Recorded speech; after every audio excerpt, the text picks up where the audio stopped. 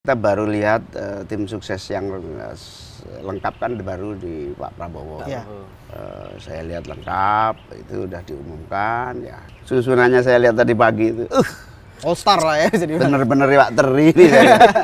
Oke, besok saya beli kemangi. Saya tidak berkhianat pada siapapun karena sudah mentok nggak ada jalan di koalisi pemerintahan. Padahal perintah muktamar PKB saya harus masuk dalam Pilpres. Kapan sebenarnya Cak Imin tuh ngerti pasti bahwa ketoknya gak ya? Nggak bisa gol nih sama Pak Prabowo nih. Saya nanya langsung. Oh iya, Cak. Ya, hasil diskusi sama Pak Prabowo. Dan Pak Prabowo 4 alternatif capres, saya masuk cawapres gitu ya. Masuk terus, nggak masuk. Oh ya oke. Semua ini tuh anak-anak negeri, jangan ada yang didiskriminasi. Presiden harus levelnya di atas semua. Ya. Jangan sampai presiden terpengaruh orang-orang yang kelasnya di bawahnya, saya bilang. Dengan dipilihnya Pak Mahfud ini sedikit mengganggu Cak Imin lah untuk pasar pangsa di Jawa Timur begitu. Cak Imin melihatnya Barangkali Pak Mahfud laku aja gara-gara saya kok.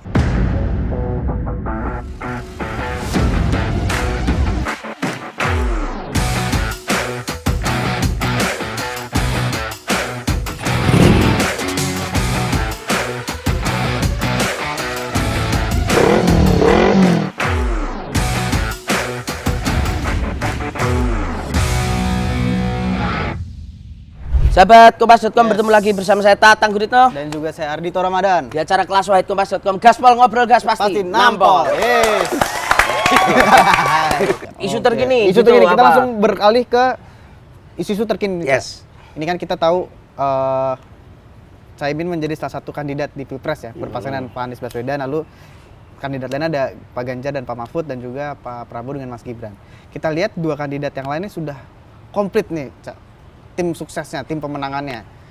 Ganjar ada tim pemenangan nasional TPN, lalu Pak Prabowo juga kemarin baru saja merilis TKN. yang banyak sekali jumlahnya. Nah tapi kok timnya Cak Imin dan Mas Anies tuh kayak sepi-sepi aja gitu sebenarnya. Ya. Apa sih yang menghambat sehingga belum Biasa orang yang rendah hati kan begini. rendah hati. Lakon tuh carry. Ada apa lakonnya menang carry. Menang carry. Iya. Biasa kita kan lihat jurus lawan dulu. Ya. Oke. Jangan kamu keluarkan jurus sebelum tahu jurus lawan. Oke. Kira-kira begitu. Berarti ini bukan karena nggak ketemu orangnya, bukan karena susah cari figurnya, Cak? Ya semakin punya banyak waktu, semakin punya kesempatan merekrut tentu saja. Oke. Jadi nggak usah tergesa-gesa. Kita proses terus-menerus sampai kalau bahasa pondoknya itu inilah gaya tawaduk ya begini nih gitu. Gaya pelan aja udah. Tapi dengan situasi timnya Amin sekarang yang masih belum, mungkin startnya masih belakangan juga, ketimbang dengan dua saingan Nah, kita lain. sudah punya baja kan yang bergerak terus. Tapi tim resminya nanti, tapi sebetulnya tinggal switch soal penambahan pasukan. Ya. Tapi kita sudah dengan baja ini bergerak terus. Tapi melihat dua kandidat yang lain ini kan kita lihat tim suksesnya digawangi oleh sosok pengusaha gitu ya. Ada Pak Arsyad Rashid, ada Pak Rosan. Melihatnya seperti apa sih Cak Imin? Kenapa tiba-tiba nih pengusaha menjadi sosok yang diincar untuk menjadi ketua tim sukses begitu? Ya. Apakah ada urusan logistik di baliknya atau gimana? Ya pastilah, politik kan logistik. Nah, tentu saja. Jadi pengusaha laku akhir-akhir pemilu begini ini. Logistik menjadi salah satu pertimbangan. Nah, kan kita baru lihat tim sukses yang lengkap kan baru di Pak Prabowo. Ya. Saya lihat lengkap, itu udah diumumkan. Ya kita lihat aja, memang iwak teri nih. Memang ngeri. Pak Teri memang ngeri. Memang ngeri, jadi pasukannya lengkap lah. Lengkap. Tapi itu wani gak, Cak? Lah, ini memang iwak teri nih, ngeri nih. Tapi jangan lupa campur kemangi, tak imbangi. Oke, boleh nih. Oke. Jadi ini emang iwak teri nih. Lihat, susunannya saya lihat tadi pagi itu. All star lah ya. Bener-bener iwak teri nih. Oke, besok saya beli kemangi, tak imbangi. Cak, tapi tuh aku masih penasaran sebenarnya dalam konteks apa ya? Setelah politik beberapa waktu belakangan kan Cak Imin akrab dengan kekuasaan di dalam lah, jadi menteri, kemudian PKB juga selalu menjadi yang Cak Imin bilang siapapun yang bersama PKB Pasti menang. gitu kan, dilalah menang Pak Jokowi 2 kali, Pak SBY 2 kali. SBY 2 kali. Nah sebenarnya kan kemarin tuh ada anggapan dan kita selalu tahu bahwa anggapannya Mas Anies ini merepresentasikan kelompok oposisi Pak Jokowi. Iya. Dan Cak Imin akhirnya menerima pinangan Pak Surya Paloh dan Iya. Mas Anies di sana.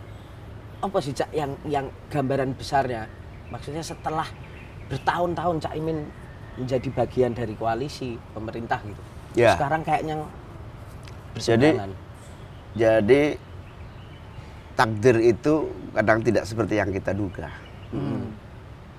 Suara hati kita itu kadang yang menentukan arah. Pada dasarnya dari awal saya sama Mas Anies itu sudah dekat sekali.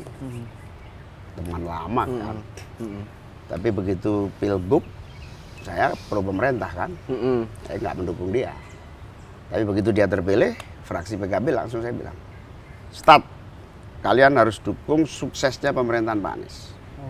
Waktu gubernur. Oke. Meskipun kita beda calon gubernurnya, begitu Anies terpilih, ini kawan saya, ini teman lama saya tahu persis. Demo waktu mahasiswa bareng, pers mahasiswa juga tahu, kita sama-sama, pokoknya sama-sama aktivis lama. Gitu. Makanya saya bilang, makanya selama pemerintahan Mas Anies 5 tahun, PKB full backup, mendampingi kesuksesan gubernur itu. Lalu kita berpisah agak jauh karena dia posisinya di oposisi, kita di pemerintah. Tapi hati kita nyambung terus. Malah seringkali kita janjian untuk ketemu nggak berani, karena konteksnya oposisi sama. Nanti saya khawatir disalahpahami teman-teman koalisi kan. Nah Sempat itulah. ada anggapan kayak aduh nggak penak. Iya, nggak penak saya kalau ketemu Mas Anies dianggap berkhianat terhadap pemerintah ya. Pemerintah dianggap berkhianat terhadap koalisi, nggak enak sama presiden, seterusnya. Akhirnya saya bilang nggak usah ketemu lah. Pokoknya jauh di mata dekat di hati, saya bilang gitu. Ada perintah Kiai, udah ambil Anies sekarang, itu 2 tahun sebelum saya bersama tetap ya Kiai, tapi ya kita nggak lanjut, nggak follow up gitu. Karena kita menepos seliroi kepada proses koalisi. Ya. PKB kan terkenal komit ya, kalau udah koalisi ya koalisi. Nah akhirnya kita ikuti jalan koalisi itu sampai mentok. Begitu mentok, komitmen pasangan sama Pak Prabowo nggak ada harapan, ya kan wajar dong cari jalan. Ya, ya. Wajar dong cari jalan untuk ketemu cinta lama ini, bersemi kembali. Bersemi kembali. Itu takdir Tuhan. Coba kalau ada jalan di koalisi pemerintahan gitu, ya bisa jadi. Tapi ini takdir Tuhan sudah di luar kemampuan kita. Karena mentok ya. Saya tidak berkhianat pada siapapun, karena sudah mentok nggak ada jalan di koalisi pemerintahan. Padahal perintah muktamar PKB saya harus masuk dalam Pilpres. Kalau saya nggak laksanakan, saya mengkhianati keputusan PKB. Ya, ya. Cak, ketika akhirnya memutuskan untuk merapat dengan Pak Anies gitu, apakah ada komunikasi gitu Cak dengan Pak Prabowo, dengan Pak Jokowi iya, juga ya? Mungkin bisa diceritakan Pasti gimana respon kedua langsung beliau? atau tidak langsung. Ya dari awal kita diskusi, Pak, perintah muktamar begini. Jadi mohon maaf, kami memang harus melaksanakan muktamar. Ya paham, kita paham gitu. Itu dari Pak Prabowo. Dari awal pembentukan koalisi, Iya. itu sudah gitu. Sama Pak Prabowo juga kita sampaikan, Pak ini perintah muktamar, kami mau asal begini. Oke. Nah di ujung kemudian beda Dinamika itu. Oh, dengan Pak Jokowi ada itu juga Cak, pembahasan terkait langkah politik Caimin yang akhirnya ke Pak Anies. Iya, yang terakhir akhirnya tidak langsung melalui teman-teman yang Di lingkar utamanya, tapi nggak ketemu langsung. Tapi Pak Prabowo itu terus akhirnya gimana Cak hubungannya saat ini ketika kemudian waktu itu ya Cak akhirnya Cak Imin geser. Ya saya pamit baik-baik kok, saya bilang ini perintah muktamar, ini keputusan PKB, ya, tolong teman-teman Gerindra bisa memahami. Jawaban ya oke lah, ini soal pilpres jangan mengalahkan persahabatan. Walaupun kita puyeng berarti. Iya, salahnya nggak jodoh begini. Nah, kalau kan pasti ada baper-bapernya juga, Iya. gitu kan. Namanya setahun saya sama Pak Prabowo. Iya. Ya tapi alhamdulillahnya ini semua kan Tuhan yang ngatur ya. Alhamdulillah saya sudah di sini, gitu. Sehingga saya bisa melaksanakan perintah PKB. Nah, kapan sebenarnya Cak Imin tuh ngerti pasti bahwa ketoke gak ya? Nggak bisa gol nih sama Pak Prabowo nih. Saya nanya langsung kok. Oh iya, Cak. Ya, hasil diskusi sama Pak Prabowo. Dan Pak Prabowo 4 alternatif capres, saya masuk cawapres gitu ya. Masuk terus, nggak masuk. Oh ya oke. Oh. Ini masa lalu tapi nggak usah. Iya. Nah sekarang kita lihat Pak Prabowo sudah berduet dengan Mas Gibran gitu. Saya ini melihatnya bagaimana sih, karena kan pencalonan Mas Gibran ini juga banyak pro dan kontra di tengah masyarakat ya. Ya tentu saya tidak boleh pada posisi menilai kompetitor ya, nggak fair. Saya pasti dianggap subjektif lah. Ya, kita lihat aja siapa. Saya udah Mas Anies sudah sepakat. Siapapun kompetitor kita harus siap. Oke, siap kita kerjakan semua pekerjaan dengan optimal. Siapapun kompetitor kita nggak peduli siapapun. Oke. Walaupun ada anggapan bahwa dengan masuknya Mas Gibran ini ada banyak yang curiga bahwa wah ini akan tidak berjalan dengan fair pilpresnya. Netralitas juga menjadi isu yang diungkit oleh Mas Anies ketika bertemu Pak Jokowi. Semua orang ketakutan itu. Makanya saya kirim pesan ke Pak Presiden juga kan. Pak, tolong semua ini anak-anak bangsa ini sama lah, dilihat sebagai semua kekuatan. Sama, tidak membeda-bedakan. Saya sering kirim pesan ke Presiden seperti itu. Oh iya, Cak. Ya. Samakanlah, itu udah sejak saya deklarasi Mas Anies itu saya menyampaikan message terus ke Presiden melalui teman-teman yang di sana. Semua ini tuh anak-anak negeri, jangan ada yang didiskriminasi. Oke. Presiden harus levelnya di atas semua. Ya. Jangan sampai Presiden terpengaruh orang-orang yang kelasnya di bawahnya, saya bilang. Direspon bagus, bahkan sempat diumumkan di Persis ya, Organisasi Persatuan Islam, beliau mengumumkan ya ada 3 calon, silahkan rakyat sendiri yang menentukan. Acara Persis sudah jauh hari sebelum Gibran. Nah, sekarang Gibran maju, terus dipanggil semua calon ke istana. It's okay. Ini adalah bukti bahwa Presiden netral, Presiden berada di atas semua kelompok. Buat saya udah cukup. Tinggal bawahannya ini harus konsisten. Nah, itu bawahannya. gimana, Cak? Merasakan nggak, Cak, akhirnya di lapangan? Kalau kemarin kan sebelum Cak Imin gabung sama Mas Anies itu kan Mas Anies juga udah sering menyinggung ya, Cak. Dan bahkan mungkin dari Partai Nasdem juga sempat keluar omongan bahwa merasa ada pihak-pihak dari menghalangi gitu. Ya, aparat dan lain sebagainya menghalangi lah sosialisasi. Cak Imin yang dirasakan? Iya ada sih sedikit, tapi menurut saya nggak signifikan. Oke. Ya, ada misalnya saya mau menggunakan gedung yang afiliasinya kementerian gitu, yang sebetulnya gedung pernikahan ini. Orang juga sewa, udah bayar sewanya gitu kan. Bayar sewanya tahu-tahu dibatalkan. Oh, Cak Imin ada ngalamin. Ada juga, tapi saya kira itu wajar. Rektor yang mengelola itu kan. Punya rektornya takut minta maaf sama kita. Maaf nanti kita dipecat ini Pak Muhaimin kalau acara Pak Muhaimin di situ. Nah itu kan gedung umum. Iyalah, tapi tolonglah daripada saya dipecat. Ya sudahlah, kalau gitu ya sudah, saya nggak masalah. Ngalah. Biasa aja. Itu biasa aja. Nah itu orde baru. Nah makanya saya setuju kemarin ada proposal yang diajukan ke saya oleh teman-teman aktivis itu, Gerakan Kamera Indonesia. Gerakan Kamera Indonesia adalah memotret semua bentuk campur tangan ketidaknetralan aparat negara terhadap proses pemilu. Jadi mereka mengajukan dukungan, ya kita setuju. Dukungan kepada Amin dengan cara dukungan kepada pemerintah pemilu yang fair. Oke. Kalau ada pelanggaran yang dilakukan aparat, foto. Ikut mengawasi. Jadi setiap orang bangsa Indonesia punya kamera handphone. Oke. Kalau ada aparat yang nggak netral, difoto, kirim ke kita publikasi, kita kirim ke Presiden. Itu itu Gerakan Kamera Indonesia, GKI, Gerakan Kamera Indonesia. Itu mengawasi pemilu yang fair.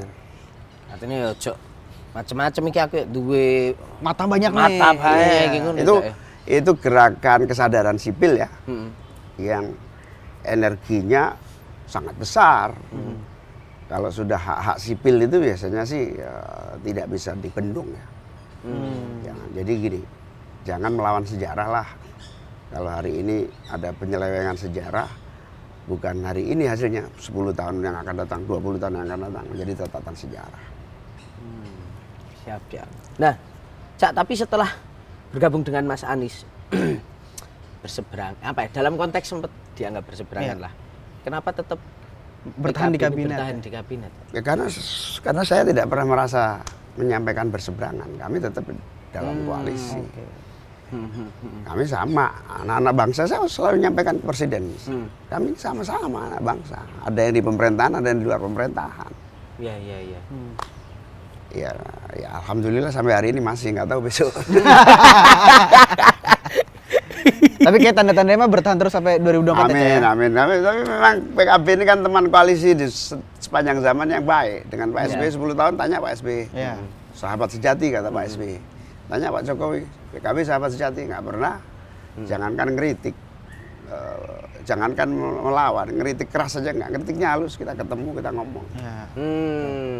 Lebih menempuh cara-cara seperti itu daripada Cara-cara gaduh gitu 10 ya. tahun bersama Pak SBY sukses, 10 tahun bersama Pak Jokowi insya Allah sukses. Kami tidak frontal, kami bersama-sama istiqomah, konsisten. Kita pisah koalisi ini aja juga karena di situ udah mentok, mau apa lagi? Ya. Ya.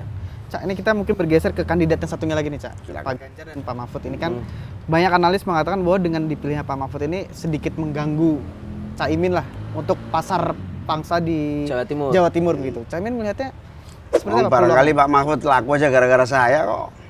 Gimana tuh? Tuh, Rodok gaya sih kita ini. Gimana? jadi di sana itu kan sebelum saya sama Mas Anies gak ada nama Pak Mahfud ya. Ya. Oh, Ada iya. tapi semilir-semilir. Semir. Begitu saya di Anies, laku dia. Oh, jadi hidup nih Tapi kartu. ini rahasia loh ya. Rahasia. Pemirsa nih, gawat nih. Bener. Jadi hidup ya. Hidup. Opsi itu. Jadi kan sudah saya antisipasi, Pak. Bakal hidup ini kalau saya hidup. Pasti NU akan hidup, Khofifah hidup, Mahfud hidup. Setelah Ya. saya hidup. Oke. Lah emangnya saya boleh mati supaya dia nggak hidup? Enggak juga kan. Saya harus hidup. Oh, artinya Cak Imin menegaskan bahwa ya aku udah Udah nyiapin, ngitung. Punya antisipasi lah ya. Hitung. Antisipasi. Tidak akan ada yang membiarkan satu kekuatan tunggal. Oh. Sekarang diadu aja siapa yang aktivis NU, gitu aja. Berarti dengan perhitungan tersebut Caimin optimis lah untuk pasar di Optimis. Jawa Timur. Kalau untuk pangsa kalangan kiai, kalangan NU ini kan kita tahu sejarahnya juga NU apalagi menyatakan dengan tegas bahwa tidak mau terlibat politik praktis gitu. Sedangkan PKB kan selama ini identik dengan NU. Ya, Gimana tuh, PBNU bukan PBNU ya, sorry, PBNU ya wajar lah, PBNU harus begitu. Oke. Supaya PBNU tidak jadi korban dari apa namanya proses-proses dinamika politik. Itu wajar-wajar aja, biasa aja. Tapi bahwa Nahdliyin, NU pada umumnya ya jalan terus, nggak ada masalah. Cak, Jatim itu kan selalu diidentikan dengan oke banyak NU-nya tapi nggak bisa tunggal pilihannya. Ya, Itu gimana sih Cak? Apa ya cara untuk menunggalkan. ya artinya ditarik gitu loh ke Cak Imin sekarang gitu. Itu cukup banyak tantangan. Memang di ya, Cak? keluarga NU itu kan dari dulu saking besarnya gitu kan, jadi memang nggak tunggal, tapi kan mayoritas. Oke. Di mana? Mayoritas pemandat sejarah, mayoritas pemandat ideologi itu di mana? Nah, itu yang disebut jumhur. Oke. Jumhurul ulama, jumhurul kiai, jumhurul nahdliyin. Nah, kita pemegang jumhurul itu.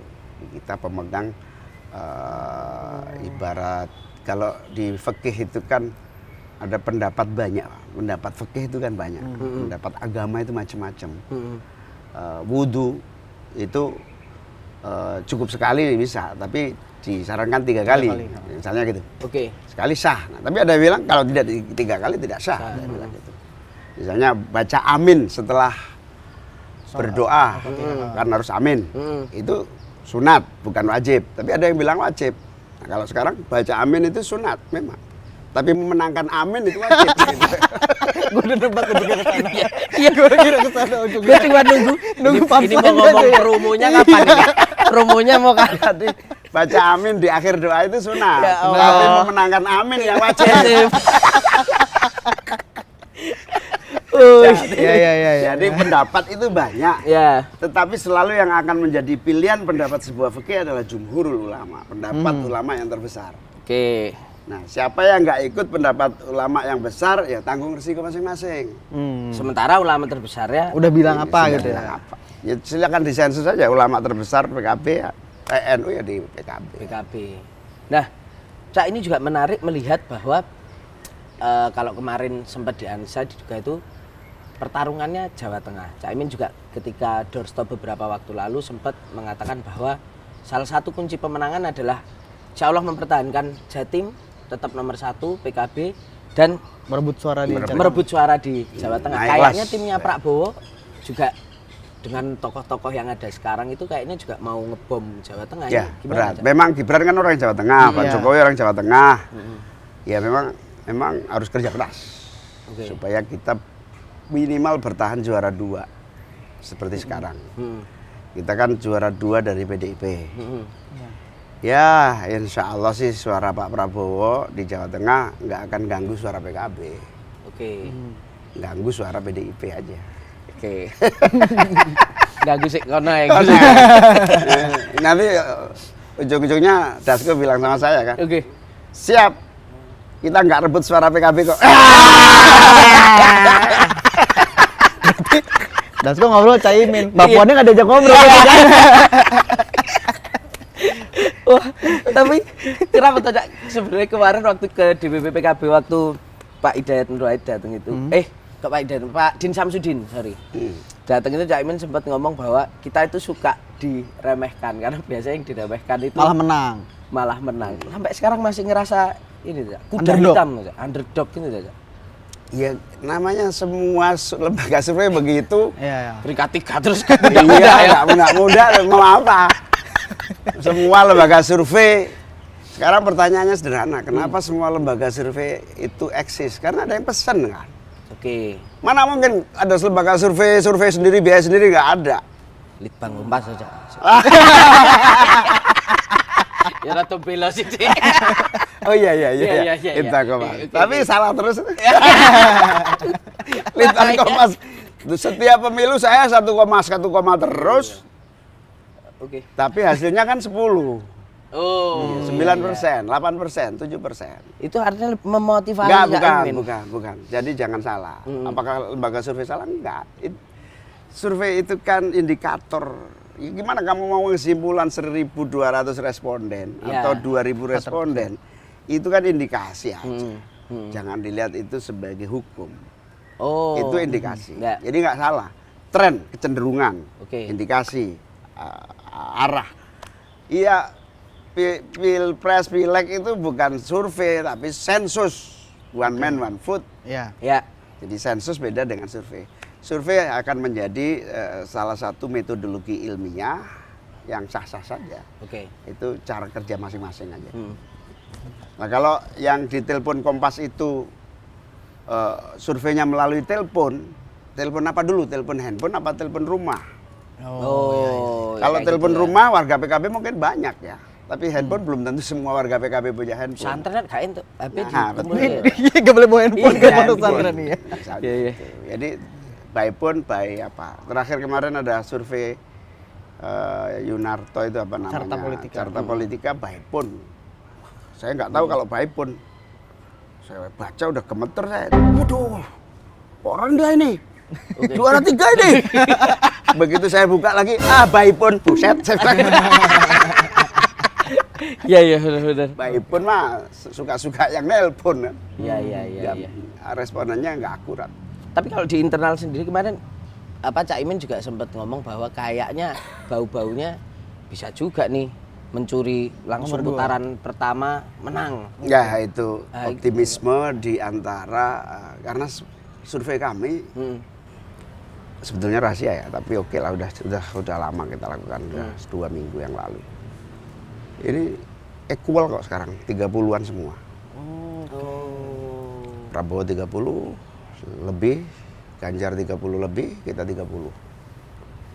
Artinya margin error sama. Ya kalau sama kansnya sama. Tinggal liwat teri apa ora gitu aja. Ya tinggal liwat teri. Liwat teri ya wis tunggu kemangi. Ya. Kita imbangi. Equal sekarang. Equal, oke. Posisi sama.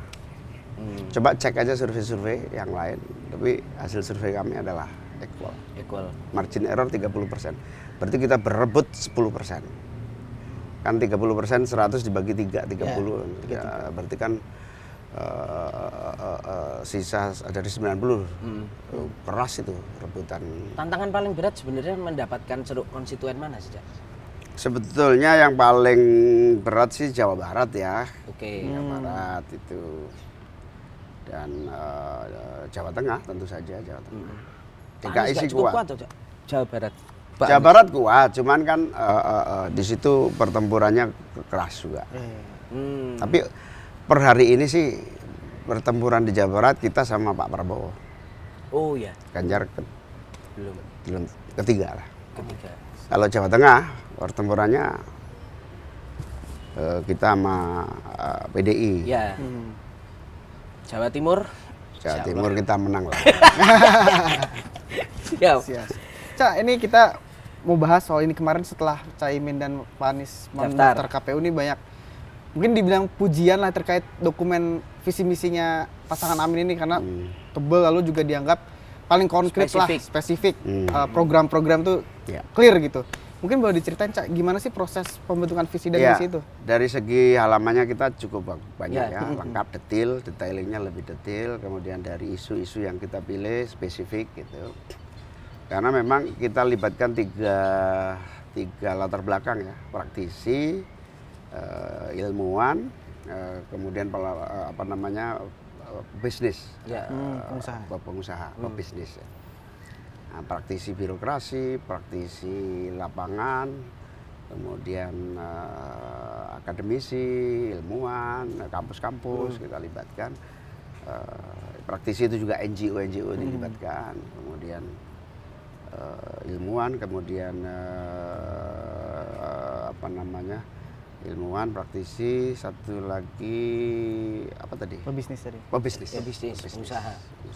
Supaya kita ini punya target satu, semua unsur sudah benar. Perjalanan Pak Jokowi, Pak SBY itu satu aja yang belum masuk di dalam proses itu, memasukkan paradigma keadilan dan equal. Kesetaraan. Keadilan dan kesetaraan masuk di dalam semua prinsip-prinsip kerja pembangunan.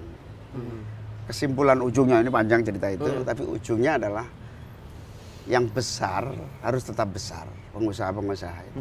Tapi jangan lupa, kadangkala yang besar ini tetap besar, tapi tambah besar, tapi yang kecil nggak naik-naik gitu. Bahkan makin kecil malah. Makin kecil. Itu makanya semua ingin perubahan kan itu. Iya. Kamu kok kecil. Sekarang pengusaha daerah nggak ada loh, Pak. Oh iya, Cak. Iya. Kayak proyek-proyek pemerintah di Pemda gitu ya. Itu Bingung juga ya cari ininya. bukan dikuasai 1-2 orang. Oh, monopoli juga di sana ya. Dikuasai 1-2 orang. Gitu. Akhirnya tidak serame pengusaha-pengusaha sebelum ini gitu. Oke. Nah, artinya tidak ada equal di situ. Ya. Ini jujur aja ini, termasuk di semua level proyek pemerintah. Nah, ini kita harus cari keekualan kayak apa supaya yang gede tetap gede, tapi yang kecil naik. Tapi ini yang dirasakan semua ini yang kecil nggak naik-naik ini. Bahkan deindustrialisasi itu telah melahirkan depengusahaisasi. Banyak pengusaha yang gagal. Pengusaha baru nggak muncul, pengusaha lama gagal. Itu yang terjadi. Makanya harus ada tema-tema yang konkret supaya pengusaha baru muncul, pengusaha lama tetap eksis. Nah ini pengusaha baru nggak muncul, lama udah hancur. Akhirnya drastis. Nah yang mau kuat ini yang gede-gede aja. Gede di nasional, gede di kabupaten, gede di provinsi. Jadi ada sesuatu missing link di dalam keekualan atau keadilan di dalam proyek-proyek pemerintah. Itu baru proyek pemerintah. Kalau proyek-proyek yang lain, padahal pemerintah sudah satu pintu, satu atap, katalog, sudah semua. Tapi itu iklim itu kok nggak melahirkan persaingan yang sehat. Yang kecil ya hilang. Ada something wrong ya. E-katalog itu kan dalam konteks yang gede bisa tetap bersaing sama yang kecil. Nyatanya yang kecil terlempar. Nah, ini berarti ada satu yang salah. Ya, ada missing link di situ. Nah, itu yang disebut keadilan masuk di situ. E-katalog yang memberi akses dan kemudahan yang sama, yang gede tetap gede, yang kecil naik kelas. Oke. Siap. Nah, kita sudah sampai di penghujung nih. Ya. Pertanyaannya ada 2 pertanyaan pamungkas. Yang pertama adalah kalau nanti suatu saat dalam pertarungan ini, katakanlah kita lihat misalnya resikonya pasti ada menang ada kalah. Yes. Yang pertama adalah aku pengen tahu kalau kalah Di putaran pertama ya. di putaran ya di manapun lah, apakah seorang Muhaimin Iskandar dan PKB itu siap jika akhirnya harus berada di luar pemerintahan menjadi oposisi. Iya, tentu namanya politik harus siap resiko apapun di oposisi maupun pemerintah. Tapi sesiap-siapnya kita di oposisi kan kita tidak bisa bayangkan nanti apakah yang menang itu siapa dan konteksnya kayak apa, secara ideologis bisa dipertanggungjawabkan apa enggak gitu. Ya nggak bisa disimpulkan. Jadi kita tidak bisa memprediksi secara pasti. Tapi dalam konteks politik kita harus siap segala risiko apapun. Oposisi harus siap, apalagi bersama pemerintah.